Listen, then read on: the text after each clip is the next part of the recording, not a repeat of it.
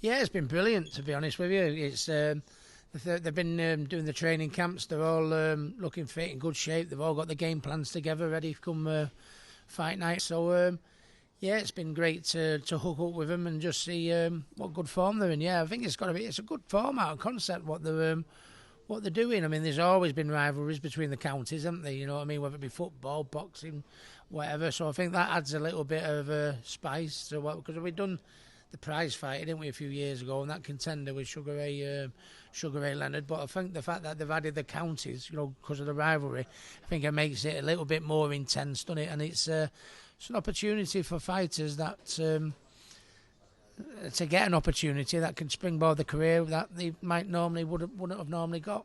As you always say, it's a big one, and it's also you versus Johnny Nelson. How do you feel about going into this one against him?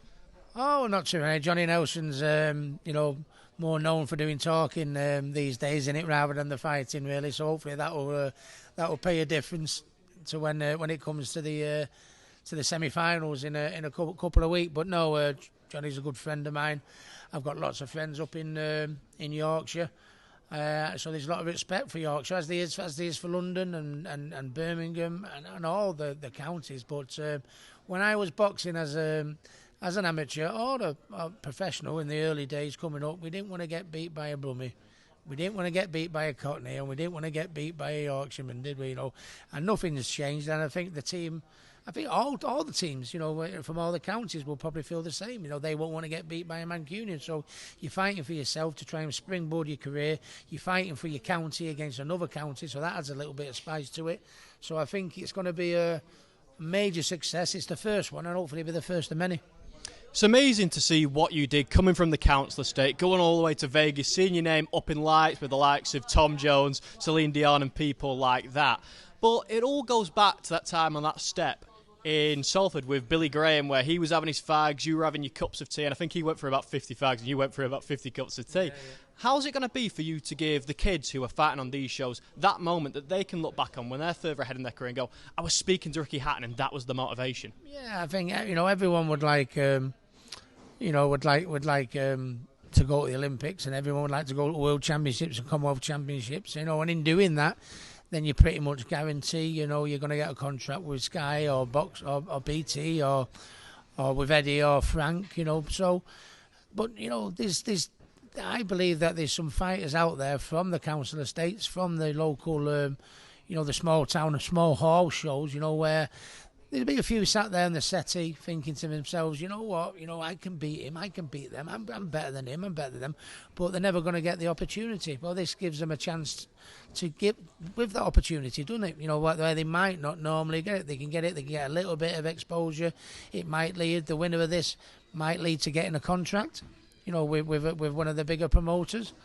You know, it certainly might lead to them getting more money if they do give them a good account of self and they become more well known through it.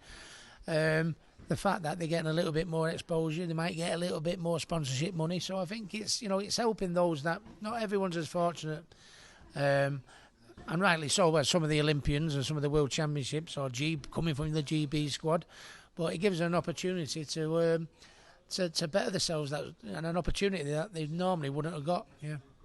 And looking at the other two captains, first of all for Birmingham, we've got JK, a rapper. I know music-wise you're way more into your Oasis with Liam and Noel walking you out when you fought Paulie Malignaggi. But what do you make of him as a team captain, and what's he going to bring to this show? Well, at the end of the day, you know, it's it's a tournament where, you know, there's no favouritism. You know, they're both evenly matched. They're all going to be 50-50 fights. And at the end of the day, they'll have their own trainers, you know, that will give them the advice, that they'll have the game plan sorted and stuff like that, with a little bit of input from me. But the one thing that the captains from the Birmingham side, and they're not got a boxing pedigree, but they are successful in what they've done, and that's the thing, you know. So they'll be able to inspire the team because they have been successful at what they've done. Might not have been successful in boxing, but you know they've got the boxing people in the corner, the trainers, to give them the advice. So I think even though they've not come a boxing pedigree, I still think they'll be a very, very potent and strong influence on the fighters. Yeah. And the last one from London, Tom Skinner, favourite on The Apprentice. Like yourself, he loves an English breakfast. I know you're partial to a sausage and a black pudding as well. But he understands, obviously, not necessarily the boxing, but the business side. And can that bring a lot to London? Absolutely, yeah. I mean, at the end of the day, he's successful at what he's done. He's come from nowhere, you know what I mean, and then he's been successful, and he's a big name, and then boxers will look at him and go, look what he's done, you know what I mean. Yeah, he likes an English breakfast, and he likes a pint. So I think me and him will get on like an house on fire, then, won't we? But no, it's listen, at the end of the day, they're gonna have the trainers. They're going to have the game plan. They're going to be nice and fit and stuff like that. At the end of the day, what you want from a team captain is someone that can inspire you.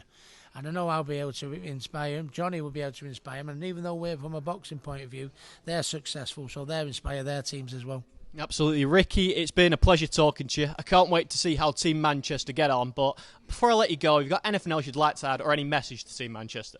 No, just Manchester are used to winning these days, aren't they? When you look at Man City winning the treble. So yeah, it's a good place to come from at the minute, Manchester. It's absolutely bouncing. And we're calling it the revolution, aren't we? The Manchester team, the revolution. And there was an industrial revolution in Manchester years ago. But a few years ago, Manchester used to be the boxing capital of the country, didn't it? You know what I mean, back in the day. So hopefully, this will be the start of it. We can unearth this Manchester team. We can come out on this box off, win the box off, and start the new revolution, if you like. Yeah.